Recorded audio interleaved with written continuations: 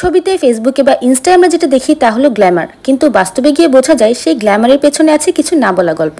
আজকে আমি শেয়ার করব মারমেইড বিচ রিসোর্ট কক্সবাজারে আমার পারিবারিক ট্রিপের অভিজ্ঞতা। গ্ল্যামার বনাম গ্রাউন্ড রিয়ালিটি, চলুন শুরু করা যাক। আমাদের রিসোর্টে পৌঁছানোর সময়টা ছিল সত্যি মন ভালো করার মতো। চারিদিকে বৃষ্টি আর ঠান্ডা আবহাওয়া, বিচের কাছাকাছি লোকেশন, শান্তিপূর্ণ পরিবেশ আর প্রাকৃতিক ছায়া ঘেরা চারপাশ, এক কথায় পিকচার পারফেক্ট। আমাদের রুমটা ছিল ফ্যামিলি বিচ ভিলা, কাঠের কাজ, ন্যাচারাল লুক, দেখতে সুন্দর আর ইনস্টাগ্রাম ফ্রেন্ডলি। কিন্তু রাত নামতেই ধরা পড়ে গেল বাস্তবতা। একদিকে মশার উপদ্রব, অন্যদিকে এসি কাজ করছিল না ঠিকঠাক মতো, আর ওয়াইফাই তো প্রায় কাজ করছিল না বললেই চলে। বিছানার চাদর, সোফার কভার, পর্দা বেশ নোংরা ছিল। তাছাড়া রুম নিয়ে ডিটেইল ভিডিও অলরেডি আমার পেজে আপলোড আছে, চাইলে দেখে নিতে পারেন। তবে সবচেয়ে বেশি হতাশ হয়েছি মারমেইডের রিজার্ভেশন প্রসেসে। তাদের নিয়ম অনুযায়ী বুকিং এর পুরো পেমেন্টটা আগে থেকে অ্যাডভান্স করার পরও তারা আমাদের বুকিং কনফার্ম করেনি। বারবার ফোন বা ইমেল করেও জানতে পারিনি। এমনকি যে ডেটে আমাদের চেক ইন করার কথা তার আগ মুহূর্ত পর্যন্তও তারা আমাদের সাথে কোনো রকম কন্ট্যাক্ট করেনি। শুধু তাই না, চেক ইন টাইমের প্রায় 3 ঘন্টা পরে আমরা লেট চেক ইন করি, তবে ততক্ষণ পর্যন্তও তাদের কাছ থেকে কোনো রেসপন্স পাইনি। তাছাড়াও তাদের রিসেপশনের স্টাফদের বিহেভিয়ার আমাদের কাছে বেশ রুড মনে হয়েছে।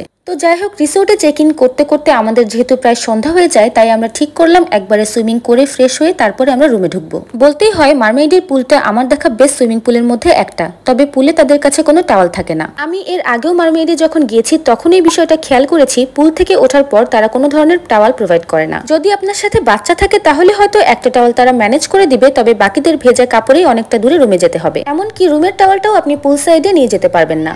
এরপর তাদের খাবারের কথা বলতে গেলে তাদের খাবারের টেস্ট বেশ ভালো, বিশেষ করে তাদের সি ফুডগুলো খুবই মজার এবং রেস্টুরেন্টের স্টাফরাও খুব হাম্বল। ওই দিন আমাদের ওয়েডিং অ্যানিভার্সারি থাকায় আমাদের পছন্দ মতো তারা ক্যান্ডেল লাইট ডিনারের আয়োজন করে দেয়। খাবারের নির্ধারিত মূল্যের সাথে অল্প কিছু সার্ভিস চার্জ অ্যাড করে আপনারাও কিন্তু এমন সুন্দর একটা ক্যান্ডেল লাইট ডিনারের আয়োজন করতে পারবেন। এই রিসোর্টের সবচেয়ে ভালো দিক হলো এটা সমুদ্রের খুব কাছাকাছি। বলতেই হয় রিসোর্টটা খুব সুন্দর আর চারিদিকে খুব অ্যাস্থেটিক একটা ভাইব দিবে। যারা কিনা প্রকৃতির খুব কাছে থাকতে ভালোবাসেন তাদের জীবনে একবার হলেও এখানে যাওয়া উচিত। এখানে আসলে আপনার সকালের ঘুমটাই ভাঙবে ঢেউয়ের শব্দে।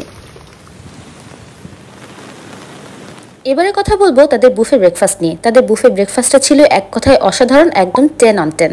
4 জনের জন্য বুফে ব্রেকফাস্টে আমাদের রুম প্রাইসের সাথে পুরোপুরি কমপ্লিমেন্টারি ছিল। আর এই বুফে ব্রেকফাস্টের টাইম থাকে সকাল 7টা থেকে 10টা পর্যন্ত।